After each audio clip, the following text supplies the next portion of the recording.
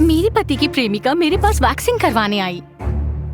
5 घंटे में मैं मेरे बॉयफ्रेंड के साथ एक लग्जरी रिसोर्ट जा रही हूँ। मुझे परफेक्ट दिखना है।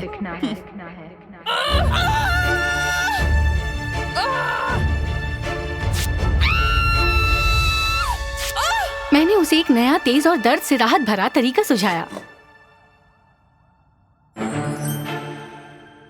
तो तुम सिर्फ मुझ पर वैक्स लगाओगी और मुझे इसे 10 मिनट में धो देना है और मेरी त्वचा रेशम जैसी हो जाएगी, है ना? मैंने उसे आश्वासन दिया कि वास्तव में ऐसा ही होने वाला था। तो जल्दी करो, मेरे पास ज्यादा वक्त नहीं है।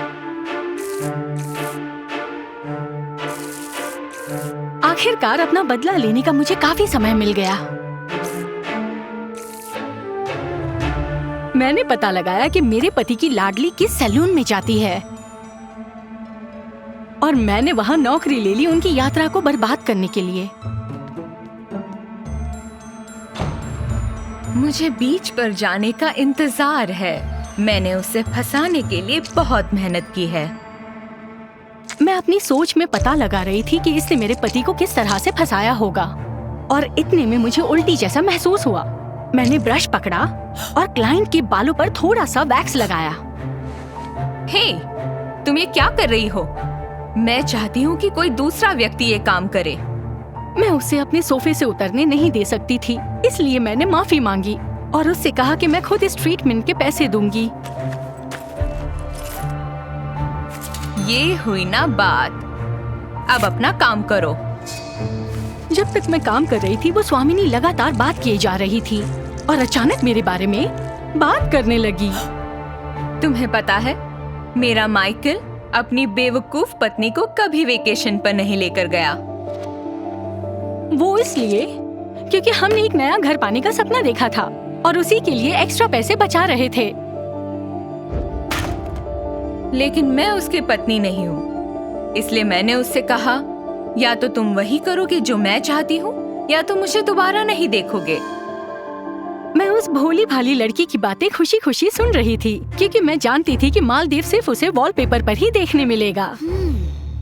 अब वैक्सिंग को धोने का समय है। आप नहाने जा सकती हैं। जब स्वामिनी नहा रही थी मैंने वैक्सिंग शुरू कर दी, खुद की।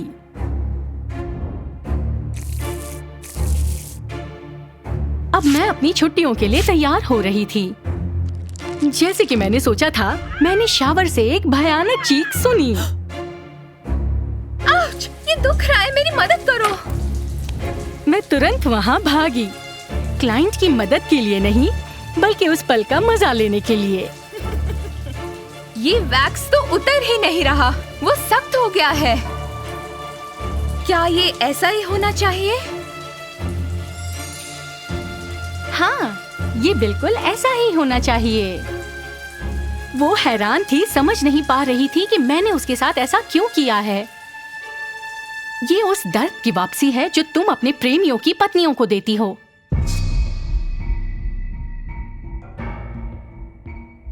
फिर मैंने उस पैसे ऐंठने वाली से सच कहा कि मैं माइकल की पत्नी हूँ जिसके साथ उसका अफेयर चल रहा है और उसने हमारे घर की बचत के पैसों का आधा हिस्सा इस यात्रा में खर्च कर दिया है।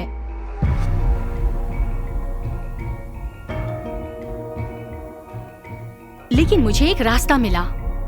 मैं खुद वहां जाऊंगी और जब मैं वापस आऊंगी तो मैं तलाक के लिए अर्जी दूंगी। वो घर तोड़ने वाली घबराते हुए सैलून में भागने लगी और अपने कपड़ों को तलाश करने लगी। बेशक वो जितनी जल्दी हो सके भाग जाना चाहती थी, लेकिन मैंने इस बारे में भी सोच रखा था। आपकी ब्रांडेड जीन्स कितने की थी? $500? मुझे लगता है कि वो बेघर आदमी उन्हें एक सैंडविच के लिए भी बेच सकता था। जाने से पहले मैंने उसके फोन पर भी वैक्स लगाया ताकि वो मेरे पति माइकल को फोन करके ये सारी बातें ना बताए। मैंने उसके पर्स से टिकट लिया और बाहर निकलने के लिए चल पड़ी। मेरा क्या होगा? मैं इस वैक्स को कैसे निकालूंगी? तुम जो चाहो कर सकती हो। अब ये मेरी समस्या नहीं है। तुमने मेरी भावनाओं की परवाह नहीं की, इसलिए अब मेरी बारी है। चाओ।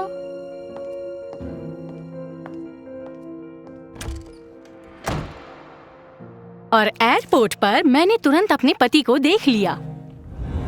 वो घबरा कर अपनी घड़ी की ओर देख रहा था, अपनी स्वामिनी का इंतजार करते हुए। सरप्राइज! उर्सुला, क्या मैं बस यहाँ से गुजर रहा था। माइकल के पास शब्द नहीं थे और उसे नहीं पता था कि उसे अपने बचाव में क्या कहना है। कोशिश भी मत करना, बेहतर होगा कि तुम दौड़ो और अपनी स्वामिनी को बचाओ। मैंने अपने पति को फोटो दिखाई जिसमें स्वामिनी बहुत खराब दिख रही थी और माइकल तुरंत उसकी मदद के लिए दौड़ पड़ा।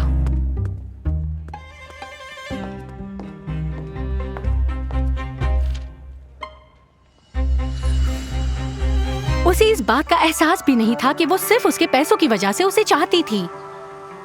उसके बाद मैं रिसोर्ट गई और उस स्वर्ग जैसे रिसोर्ट में मैंने 2 बढ़िया सप्ताह बिताए। मेरा एकमात्र अफसोस ये था कि मैंने ये पहले क्यों नहीं किया। याद रखिए, आपको कोई चीज नहीं तोड़ सकती अगर आप स्वयं का सम्मान करते हैं।